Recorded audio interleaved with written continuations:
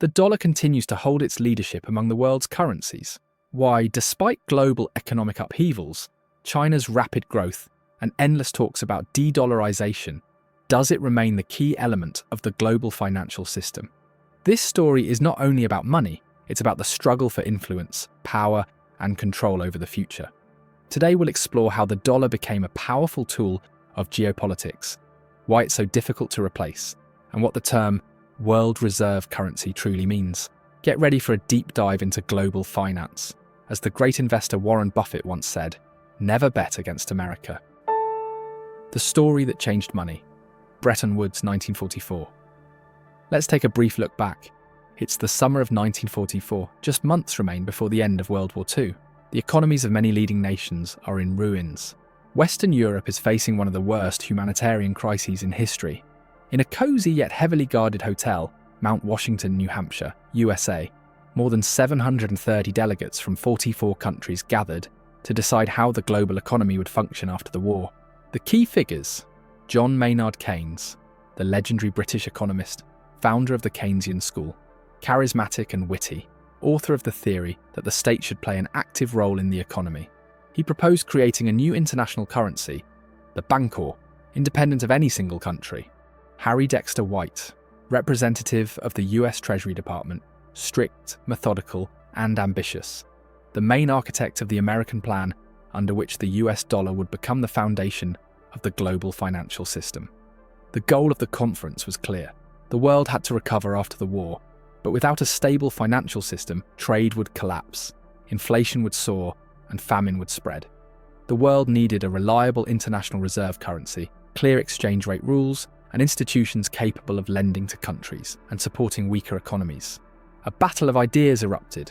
The world should not become a hostage to the interests of one nation. Bancor, a neutral unit of account, was meant to be an international currency for global peace. The US had the gold, the strongest economy, and a stable currency. The dollar was already widely used in trade, so why not make it the official anchor of the system? At that time, the United States held about 2/3 of the world's gold reserves, and its economy was the only one not destroyed by war. The outcome of the conference, the victory of the dollar. Keynes lost and the United States prevailed. The decision: the dollar becomes the main reserve currency to which other currencies are pegged. The price of 1 ounce of gold was fixed at $35, and the dollar could be exchanged for gold. The International Monetary Fund, IMF, was established to maintain financial stability, and the International Bank for Reconstruction and Development, IBRD, was created to help rebuild war-torn countries.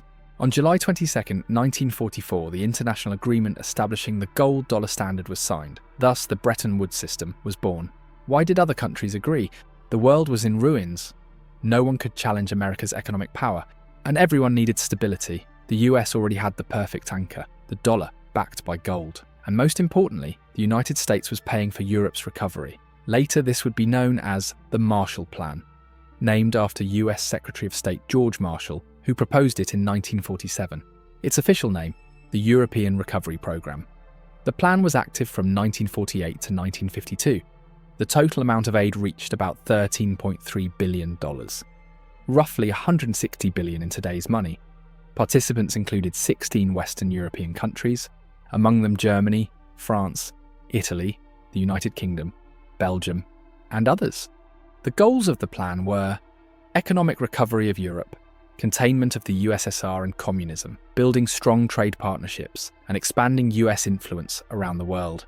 The Marshall Plan was not only generous, it was a strategically brilliant move by the United States. It strengthened America's position in global politics and economics for decades to come, laying the foundation for the dollar's dominance as the world's leading currency. At first, the Bretton Woods system worked perfectly. After World War II, the US economy became export-oriented, supplying goods to devastated nations. Demand for American products, cars, steel, machinery, grew rapidly, and with it demand for dollars. No one doubted that America could maintain the stability of the Bretton Woods system. However, by the 1960s, the US economy began to slow down. In January 1970, inflation reached 6.2%, a record high for nearly 2 decades. By then, the Bretton Woods system was barely staying afloat, until 1971. USA, August 1971. The Vietnam War is still raging, the economy is straining, inflation is rising, the federal budget is in deficit, unemployment is increasing. and international trust in the dollar is falling. The United States had printed too much money to finance the war and massive social programs. There were more dollars, but not more gold. Gold reserves fell from the 21,000 tons in 1949 to about 8,100 tons by 1971. France, Germany, and other nations began demanding to exchange their dollars for gold. French President Charles de Gaulle even sent a ship loaded with dollars to the US to convert them into gold. In the Oval Office of the White House, President Richard Nixon gathered a small circle of advisors. The agenda had only one question: what to do with the dollar and gold. Maintaining the 35 per ounce exchange rate was no longer possible. The market demanded much more. On August 15, 1971, Nixon addresses the nation live on air. His voice is calm but firm. He declares, "The gold window is closed. No one will be able to exchange dollars for gold anymore." This decision went down in history as the Nixon shock. The global monetary system lost its foundation. The gold standard disappeared. Currencies began to float freely, and the exchange rate started to be determined by the market, not by a fixed price. A new era began, the era of fiat money. From now on, currencies were backed not by gold, but by trust. As economist Milton Friedman, Nixon's advisor, said, "It was inevitable. The gold standard created the illusion of control. Nixon simply removed the mask." August 15, 1971 became a turning point for the global economy. The world lost its golden anchor, but the dollar remained its centre. 1976, Kingston, Jamaica. At an IMF conference, 128 countries sign a new agreement that officially abolishes the gold standard. From now on, the price of gold is determined by the market, not by governments. Currencies no longer have to be backed by gold. Exchange rates became floating, and the IMF even began selling part of its gold reserves, directing the money to help the poorest countries. Thus began the Jamaican monetary system. It still operates today. Why did the dollar remain the world's currency, even without gold? The first reason: the United States still remained the economic center of the planet. In 1970, America accounted for about 40% of global GDP. New York became the heart of the world's financial system, with the largest and most transparent government bond market. The second reason: the global economy was already hooked on the dollar.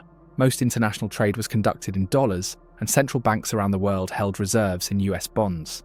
The third reason: oil, only for dollars. In 1974, the US made a secret agreement with Saudi Arabia. The kingdom sold oil exclusively for dollars, and in return received American protection, weapons, and support. This is how the term petrodollar was born. Everyone needs oil. Oil is sold for dollars. Therefore, everyone needs dollars. The dollar is often criticized, but if we look back at the 1970s, what could have replaced it? Gold, too unstable and inconvenient to use. The French franc. France's economy simply couldn't bear the weight of world leadership. The German mark was considered reliable, but Germany didn't seek to take global responsibility. The euro didn't exist yet. It would appear only in 1999. The Chinese yuan. At that time, China was a closed, mostly agrarian country. Cryptocurrencies belonged entirely to the realm of fantasy. So no matter how imperfect the dollar seemed, it remained the only time-tested ship, already sailing through the stormy waters of the world economy. 1980, the United States is going through a crisis. Inflation reaches almost 14%, the economy sinks into recession, and the national debt keeps growing. After the oil shocks of the 1970s, confidence in the dollar weakened significantly. Around the world, people increasingly asked, can the dollar really remain a reliable store of value? Onto the stage comes a man who will change the course of history: Ronald Reagan.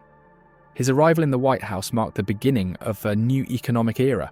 Reagan's policy meant lower taxes, deregulation, and a sharp increase in military spending. The head of the Federal Reserve, Paul Volcker, took decisive action. In 1981, he raised interest rates to 20% to stop inflation. Thus was born the economic strategy that went down in history as Reaganomics. By the mid-1980s, the dollar had strengthened so much that in 1985, the countries of the Big Five signed the Plaza Accord, an attempt to weaken the dollar's exchange rate and balance international trade. This was an acknowledgement of the obvious. The dollar once again occupied the central place in the global monetary system. But every rise is followed by a fall. October 19th, 1987, Black Monday. American stock markets collapsed by 20% in a single day. The economy again teeters on the brink of crisis. However, the Federal Reserve, led by Alan Greenspan, reacts quickly, providing banks with liquidity, and preventing collapse. Thanks to the Fed's decisive actions, the markets fully recovered in less than 2 years. It was a signal to the whole world: America knows how to handle crises. 1991. The collapse of the Soviet Union and the end of the Cold War finally cement the leadership of the United States. Capital flows rush into the American economy. The country becomes the center of a new technological era. The 1990s will go down in history as the decade of the dot-com boom.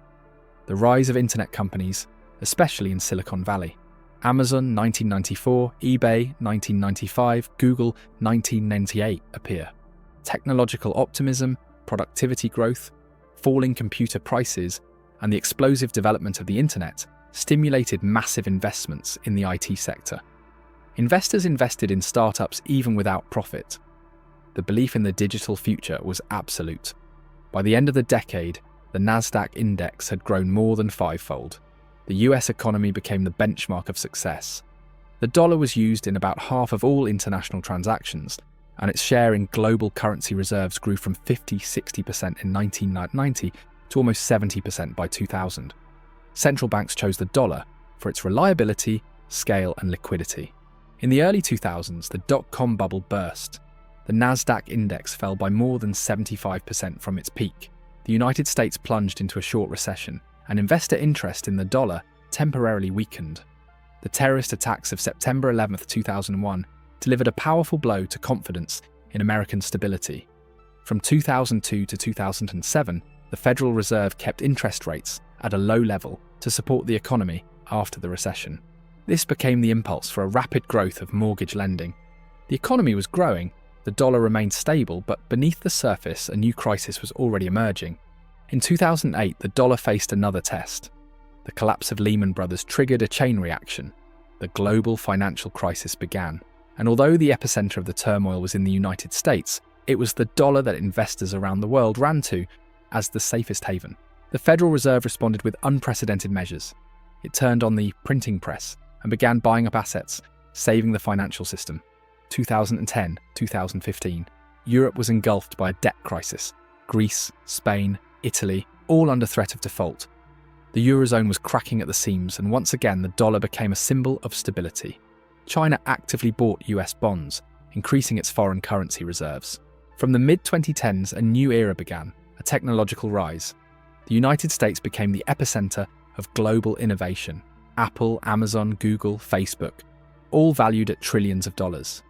Against the backdrop of instability in developing countries and Europe's problems, global investors once again chose the dollar. The Federal Reserve gradually raised interest rates, and the American currency strengthened. 2020, the COVID-19 pandemic stops the world. The United States prints trillions of dollars to save the economy. Many experts again predict the fall of the dollar, but the opposite happens. In the conditions of global chaos, it is the dollar that becomes the main refuge. Demand for US bonds and the currency itself grows. And what about today?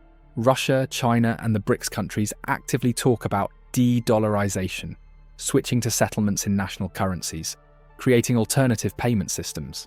But reality speaks for itself. About 60% of global reserves are still held in dollars, 54% of export contracts are concluded in dollars, and 90% of international transactions pass through the SWIFT system, where the dollar remains the central element. Yes, the American economy has many weak points: growing national debt, political polarization, money printing, and foreign policy pressure. But the fact remains, over the past 75 years, the dollar has gone through inflation, recessions, wars, and crises. It has become an instrument of energy trade, a symbol of financial stability, and a tool of global influence. Today, the dollar is not just a banknote.